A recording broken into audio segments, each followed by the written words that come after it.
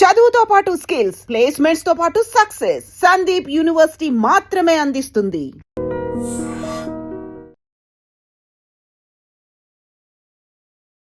Hi hello నమస్తే, welcome back to iDream media. Financial planning ఇది చెప్పగానే మీరు వీడియో కట్టేసి వెళ్ళిపోక్కర్లొద్దు.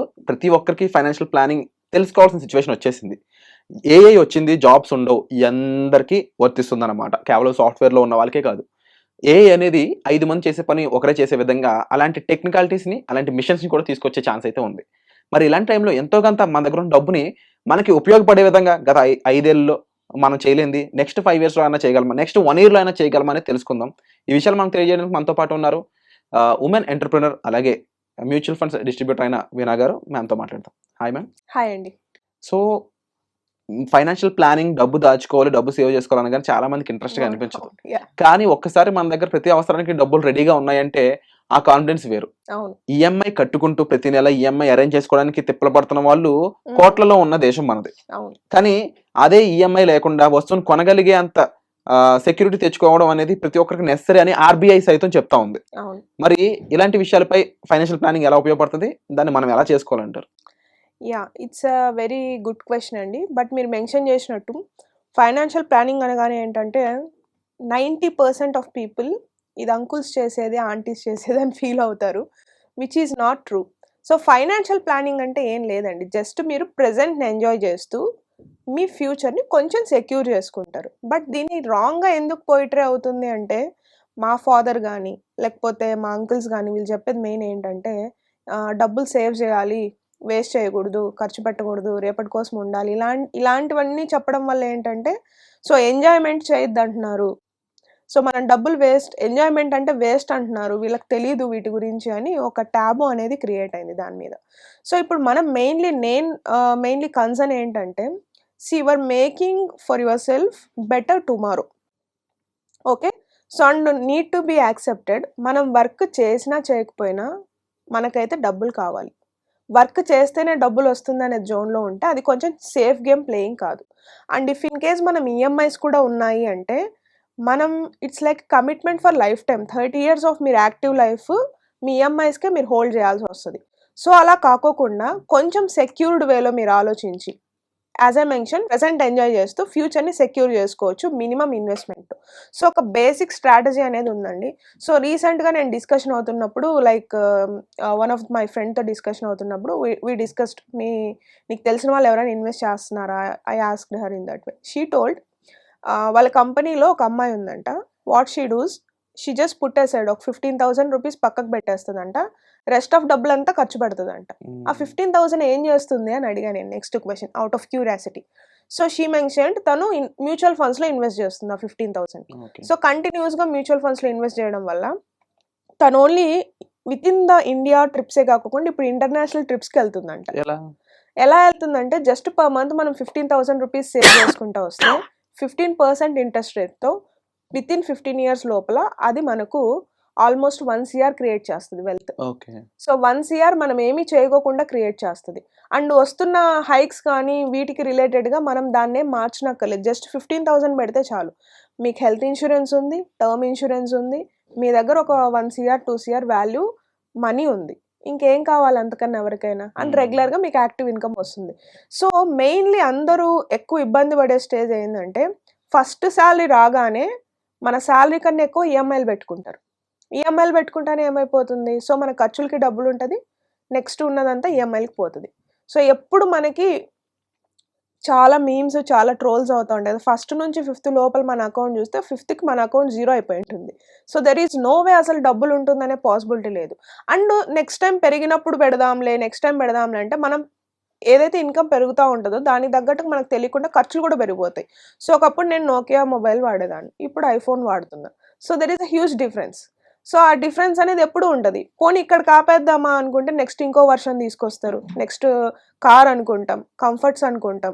సో అట్లాంటిది ఏంటంటే మన ఇన్కమ్ పెరిగే కొద్దీ మన లైఫ్ స్టైల్ కూడా పెరుగుతూనే వస్తుంది. దీన్ని మనం బ్రేక్ చేయాల్సిన అవసరం కూడా లేదు. పెంచుకోండి, లైఫ్ స్టైల్ పెంచుకోవాలి, ఉన్నది ఒకే జీవితం అనుభవించాలి, ఇవన్నీ it's a very valid theories. But just నెలకి 15,000 20,000 మీరు ఇన్వెస్ట్మెంట్ చేసుకుంటూ మీ ఫ్యూచర్లో ఇదే లైఫ్ స్టైల్ని మీరు లీడ్ చేయొచ్చు, ఏమి ఇబ్బంది లేకోకుండా. ఇప్పుడు ఏదైతే మీకు లైఫ్ స్టైల్ ఉందో per month on an average ఇప్పుడు సిటీ కల్చర్లో అయితే 1.5 lakh నుంచి 2 lakhs కావాలి if you have the kid.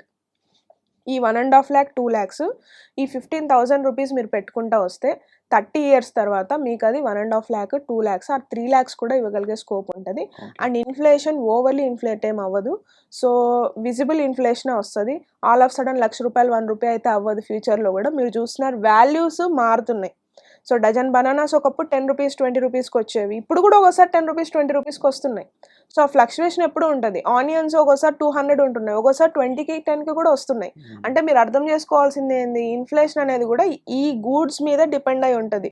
Over a period of time మీకు ఇప్పుడు వాల్యూ ఉండదు డబ్బులు. మీరు ఇప్పుడు పెట్టిన 15,000 30 ఏళ్ళ తర్వాత 1 CR అవుతుందంటే అప్పుడు అది 1 lakhతో ఈక్వల్ అనేది అయితే రాంగ్. అలాగేం ఉండదు.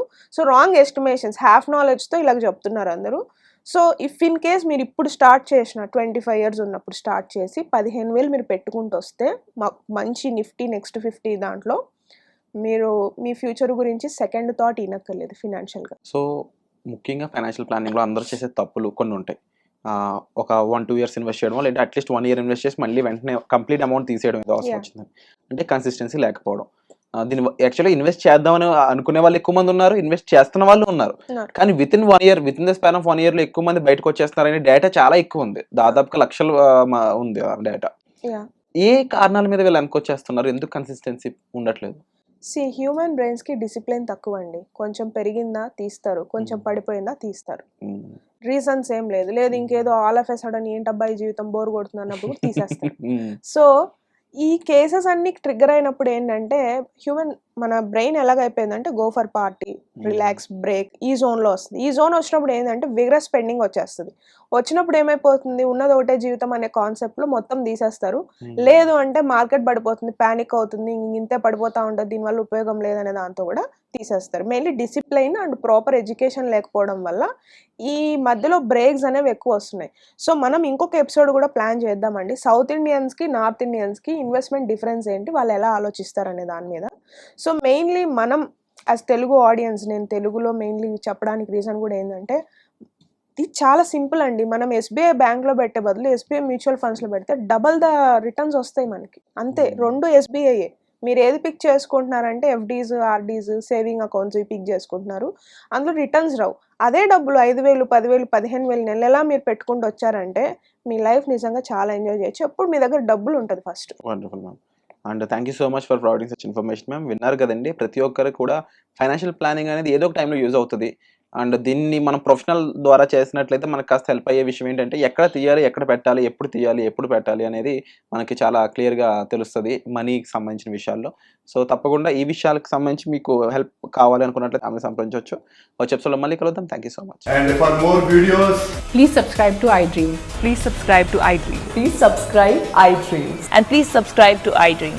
For more videos, subscribe to iDream. please like, share and subscribe to the channel. Congratulations, iDream. Subscribe to iDream.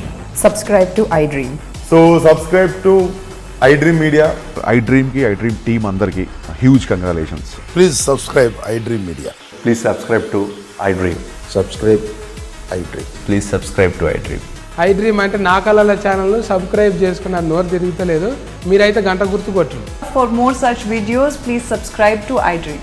Subscribe to iDream. Please subscribe to iDream. Please subscribe iDream Media. Please do subscribe to iDream. Please subscribe to iDream Media. For best entertainment and information, please subscribe iDream. And don't forget to subscribe to iDream.